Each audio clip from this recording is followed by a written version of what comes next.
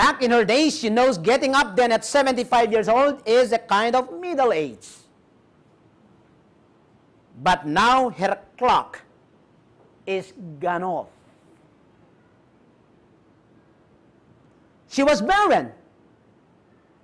She passed the age of physically even having children. And what is she going to do? She too believes the promise of God. And she knows that the seed is very important if that promise is to be accomplished. But she cannot have children. She cannot. How could that be? How could that be? And this is the pressure, tremendous pressure for Sarah because she is barren.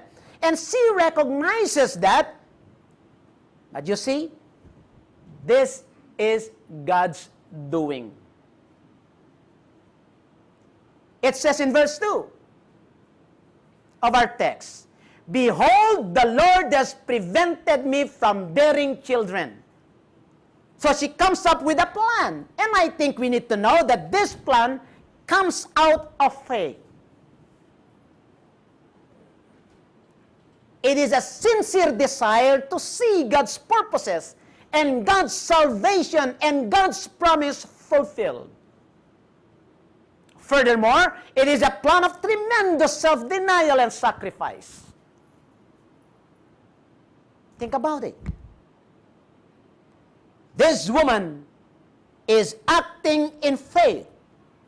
And it is important for us to understand that acting out of her holy desire to see God's purposes furthered, accomplished, or fulfilled.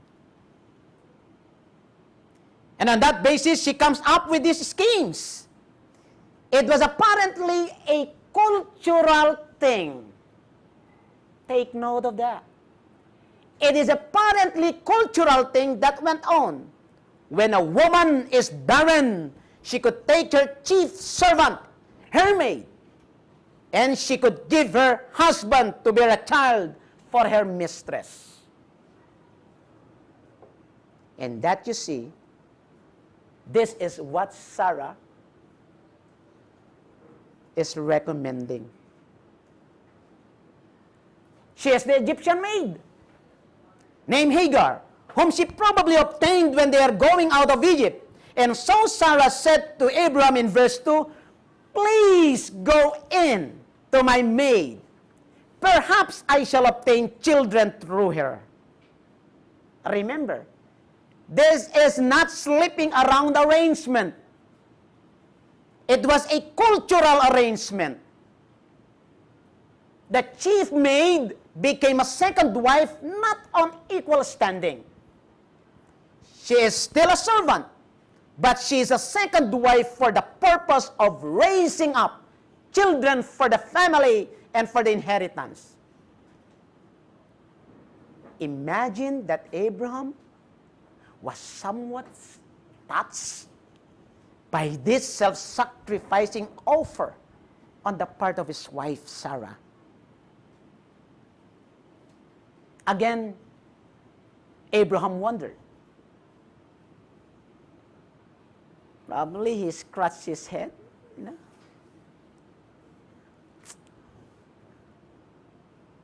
"Lord, you promised me this, and my wife is barren. What is going to happen?" And so when his wife generously makes this offer, we see Abraham was deceived, so to speak.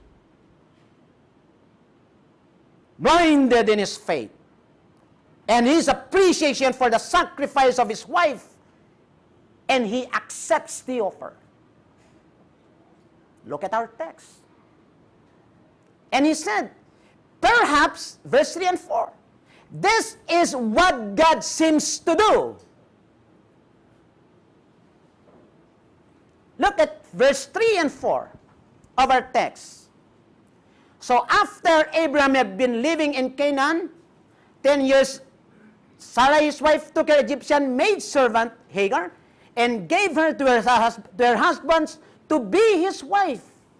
He slept with Hagar, and she conceived.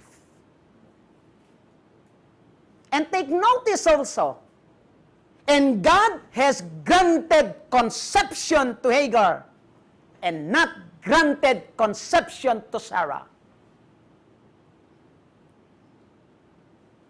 Look,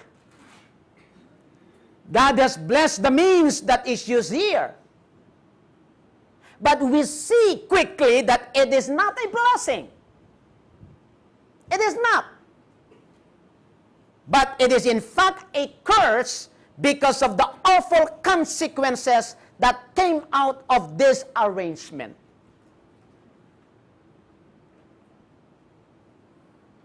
In the first place, Hagar begins to despise her mistress.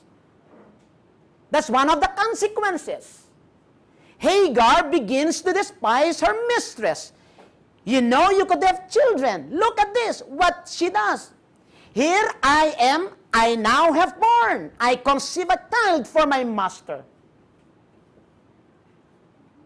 And of course, if you reflect on what Solomon did also, and Solomon doesn't need anybody else's insight about the horror of polygamy. You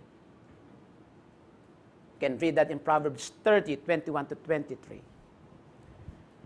So you see, this is what we see in Hagar. She has accomplished what her mistress could not accomplish.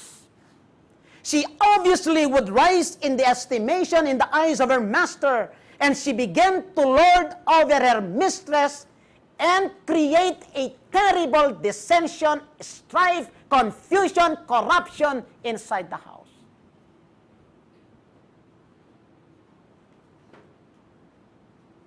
And of course, when we step outside of God's created order of things, there will always be dissension. There will always be conflict, strife.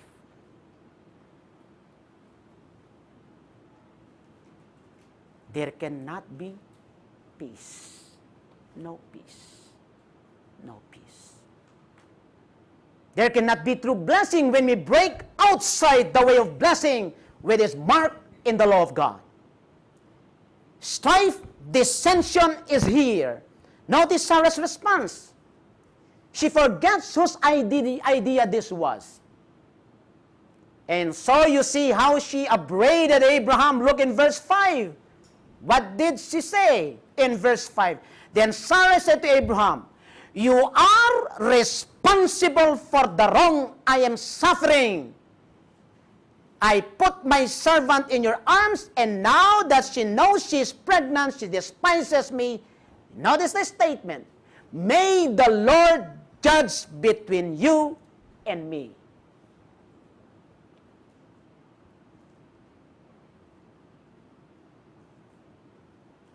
You see, not just dissension between mistress and servant. It boils over, and dissension between wife and husband. A while ago, it is between Sarah and Hagar. Now between wife and husband. Between Sarah and Abraham. And Sarah is blaming Abraham for all the problem, while in fact, it is her idea. And then she wrongly calls upon God. She takes the name of the Lord